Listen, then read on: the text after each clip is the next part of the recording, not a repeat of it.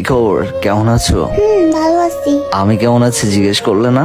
তুমি কেমন আছো সেটা আমার না জানলেও চলবে। তুমি কি জানো আমি বাইক অ্যাক্সিডেন্ট করছি? দেখছিলাম। স্টোরি দেখার পরেও একটাবার কলও দিলা না। ভাবছিলাম কল দেবো কিন্তু অনেক ব্যস্ত ছিলাম তো তাই কল দিতে পারি নাই। আচ্ছা এগুলো নয় বাদই দিলাম, যখনই গেমে আসি তখনই দেখি কাউকে না কাউকে নিয়ে গ্রুপে থাকো। সারাদিন কাকে নিয়ে গ্রুপে থাকো জানতে পারি? এই শোনো, কি আমার গ্রুপে থাকলো আমি কার সাথে কথা বলি না কি করি সেগুলো কি তোমাকে বলা লাগবে? এখন আর আমাকে কেন বলবা? এখন তো আমি তোমার কেউ না, তাই না? আচ্ছা এই ছেলেটাকে জানতে পারি? আমি কে বুঝতেছো না? হ্যাঁ বুঝতে পারছি, আর বলা লাগবে না। যাক ভালোই মানাবে দুজনকে।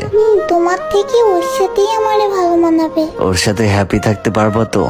ও আমাকে অনেক হ্যাপি রাখবে, আমি ওর সাথেই হ্যাপি থাকবো। আচ্ছা এতদিনের রিলেশনটা এইভাবে কেন শেষ করলা? তোমার সাথে রিলেশন করে আমি কি পেয়েছি? কিছুই পাইনি। আচ্ছা তুমি এরকম কেন বলতে পারো? মানুষের বয়ফ্রেন্ড ওদের গার্লফ্রেন্ডকে কত কিছু গিফট করে, গেমের সব টপ আপ ইভেন্ট পুরো কমপ্লিট করে দেয়, তুমি তোমাকে কিছুই দাও নাই। কারণটা কি আজকে বলবা? ছেড়ে যেহেতু গেছই এখন আর এইগুলো না জানলেও চলবে। তোমাকে কোনোদিনও দেখলাম না ভালো কোনো ইভেন্ট কমপ্লিট করতে, গেমের মধ্যে কোনো ডায়মন্ড টপ আপ করতে।